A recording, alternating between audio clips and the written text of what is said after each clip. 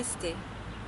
Je suis Denise Spencer, professeure de yoga de la Fédération française de Hatha Yoga. J'enseigne le yoga traditionnel depuis plus de 12 ans. Le yoga est une discipline qui a ses racines en Inde, très ancienne, discipline holistique, qui travaille non seulement au niveau du corps, mais aussi au niveau de l'esprit.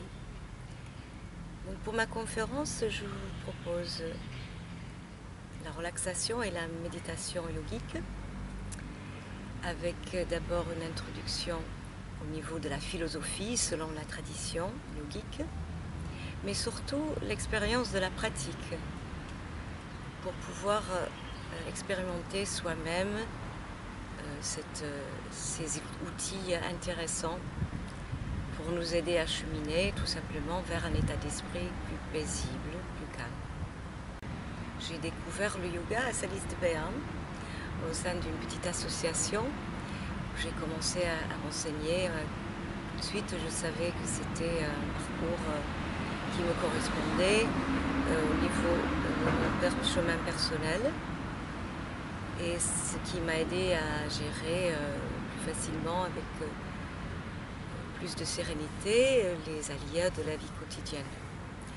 Donc c'est pour ça que je tiens à vous passer cet enseignement, surtout au niveau de la relaxation et méditation, qui sont ouverts à tous. On n'a pas besoin de pratiquer le yoga pour profiter de la relaxation ou la méditation. On peut le faire n'importe où avec juste quelques outils. On peut déjà commencer tout de suite, n'importe où, n'importe quand. Est-ce que tu peux me dire qui tu es, toi, Denise, si j'enlève le côté professeur de yoga? Alors, je suis d'origine britannique. Je vis en France depuis 23 ans. J'ai fait des études en français et je suis arrivée ici dans une autre vie. J'étais commerciale. J'ai découvert le yoga après la naissance de mes enfants. J'ai des filles adolescentes, filles jumelles. Et donc j'ai passé un moment un peu difficile quand elles sont arrivées parce que je n'avais pas la famille autour. Et le yoga m'a beaucoup aidé à gérer cette première année de bébé avec mon mari qui était souvent sur la route. À part le yoga, je pratique des sports comme la natation et le footing. Et là aussi, le yoga m'a beaucoup aidé à gérer l'effort. Donc c'est très complémentaire. Toute activité sportive peut bénéficier, le corps peut bénéficier des étirements, de la contrôle de la respiration, et surtout aussi le côté mental.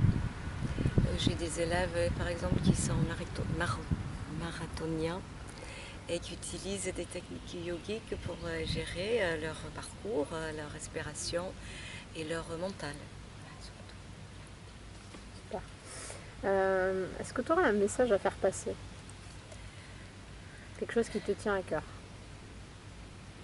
Que ce soit sur le yoga, sur ta vision de la vie, peu importe. Moi je pense qu'il faut avoir, on parle toujours d'avoir une attitude positive. C'est comme le mot bien-être, c'est devenu un peu, on ne sait pas trop ce que ça veut dire. Donc pour moi, une positive attitude, c'est de considérer que l'univers est bienveillant et pas hostile. Et si on